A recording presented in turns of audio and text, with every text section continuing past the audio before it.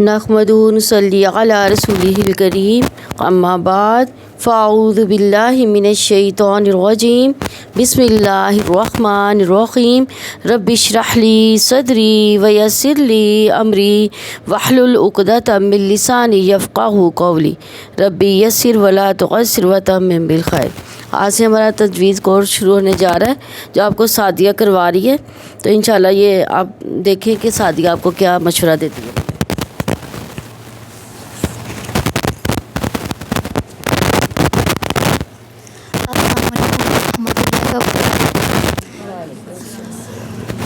اللہم انی اسألک علما نافعا ورزقا طیبا وعملا متقبلا۔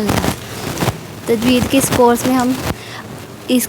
کورس کا بیسیکلی جو مقصد ہے وہ یہ ہے کہ آپ کا جو قرآن پڑھنے کا انداز ہے اس کو کس طرح آپ نے بہتر کرنا ہے تاکہ آپ کو صحیح طریقے سے قرآن پاک درست تلفظ کے ساتھ پڑھنا آ سکے۔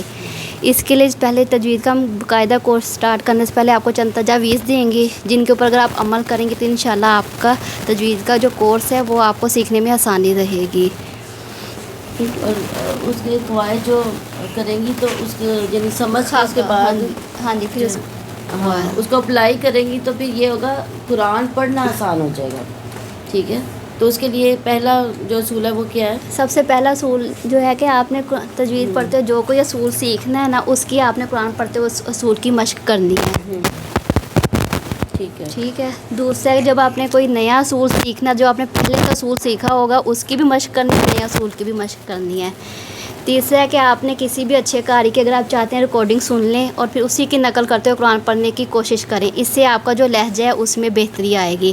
چوتھا آپ نے اپنے تلفظ کے اوپر توجہ رکھنی ہے، مطلب الفاظ کا جو مخرج ہے وہ صحیح ہونا چاہیے، ٹھیک ہے۔ جب درست مخرج سے بالکل ایسے ہی ہے قاری کی تلاوت سننا، جیسے ہم بچپن میں گانے سنتے تھے تو کیا ہوتا تھا، ان کے گانوں کے ساتھ ہم خود گنگناتے تو کیا ہوتا تھا، اپنا لہجہ بھی وہ گانوں جیسا ہو جاتا تھا نا، ایسے ہر ایک کے ساتھ ایسے ہوا ہے۔ نعوذ باللہ، اللہ تعالیٰ معاف کرے ہمیں جو کچھ کر لیا ہم نے، آگے اللہ تعالیٰ نہ ہم سے یہ کروائے، لیکن آپ یہ دیکھیں کہ اس ردم میں ہم بھی ڈھل جاتے ہیں۔ تو جب ہم قرآن کی تلاوت سنتے ہیں نا تو پھر یہ ویسا ہی لہجہ ہو جاتا ہے۔ جب ہم کوئی بہت زیادہ قاری سنتے ہیں نا، بہت زیادہ تلاوت سنتے ہیں، بار بار سنتے ہیں، ساتھ ساتھ خود بولتے ہیں، تو ویسا ہی لہجہ آپ کا ہو جائے گا، ویسی ہی تلاوت آپ کی ہو جائے گی۔ آگے آپ بتائیں کیا کریں گے؟ اپنے لہجے کو اتار چڑھاؤ پر بھی آپ نے توجہ رکھنی ہے، کون سا لفظ مطلب کس صفت کے ساتھ ادا کرنا ہے اس کا بھی آپ نے خیال رکھنا ہے کہ ہر حرف کو آپ نے یہ نہیں کہ سختی سے پڑھنا جا رہا ہے، کہاں پہ پڑھ پڑھنا ہے، کہاں پہ آپ نے الفاظ کو باریک پڑھنا ہے، اس کا بھی خیال رکھنا ہے۔ اس کے علاوہ کو رموز و کاف کا بھی علم ہونا چاہیے، کہاں پہ آپ نے رکنا ہے، کہاں پہ سکتا ہے، کہاں پہ ملا کر پڑھنا چاہیے، ٹھیک ہے، تاکہ آپ کی جو تلاوت ہے وہ بہتر ہو سکے۔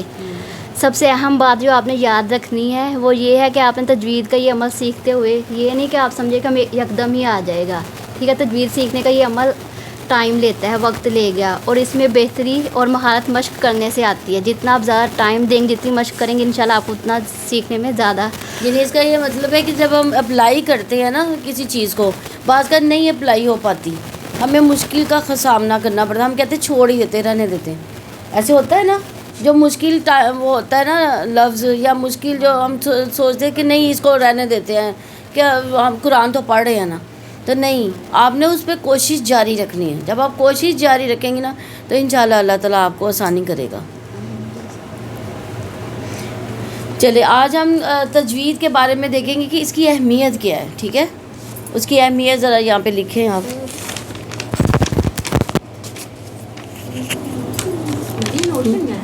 ہاں جی، یہ جو ہے نا نوٹ کرنا ہے، یہ اسی میں سے پیپر بنے گا انشاءاللہ۔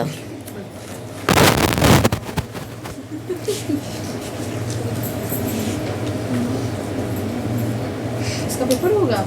ہاں جی انشاءاللہ، نہیں لکھ کر ہوگا۔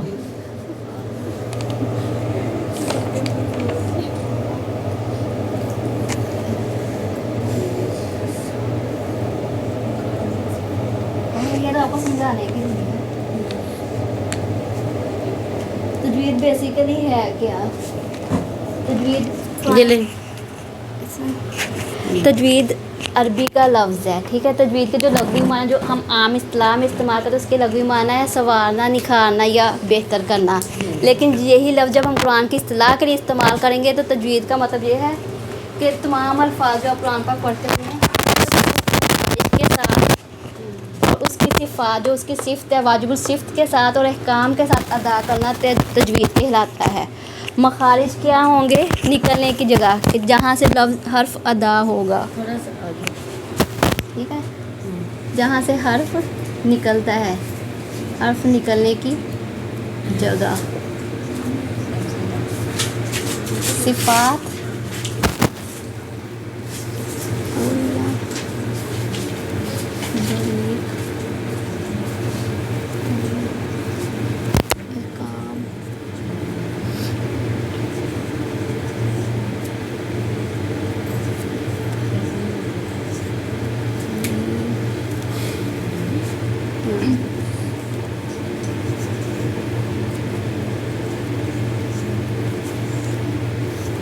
میم ساکن اور نون ساکن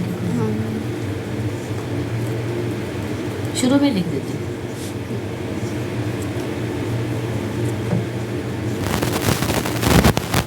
تجوید بعد میں کیجیے گا، پہلے مجھے آپ سمجھ لیں. پھر جب تجوید کیا ہے؟ مخارج. مخارج کسے کہتے ہیں؟ حرف کے نکلنے کی جگہ، کون سا حرف کہاں سے نکلنا ہے. جیسے با، یہ ہونٹوں کے دونوں ہاں جو تر ٹھیک ہے. صفات کیا ہوتی ہیں؟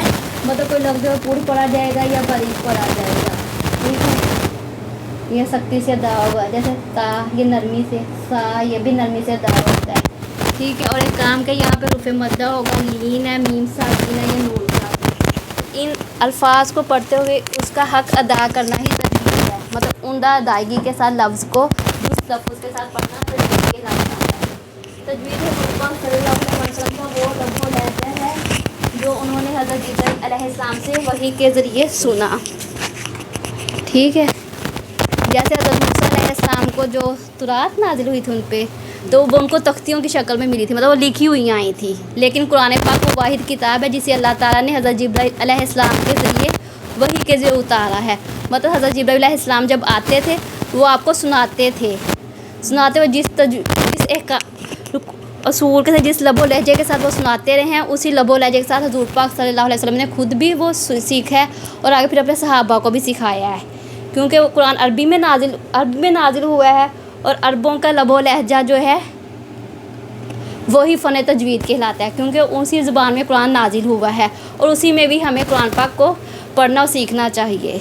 تبھی ہم پڑھیں گے، تبھی ہمیں وہ جو 10 نیکیاں ملتی ہیں نا ایک حرف پہ، وہ تبھی ملیں گے جب ہم اسی لب و لہجے میں پڑھیں گے. اگر ہم کچھ اپنے لب و لہجے کے اپنے حساب سے پڑھیں گے، لفظ کا معنی کچھ سے کچھ ہو جاتا ہے جس کی وجہ سے ہو سکتا ہے ہمیں ثواب کی بجائے گناہ مل جائے، ٹھیک ہے. اس لیے آپ نے کوشش کرنی ہے اسی لب و لہجے کے ساتھ آپ پڑھ سکیں.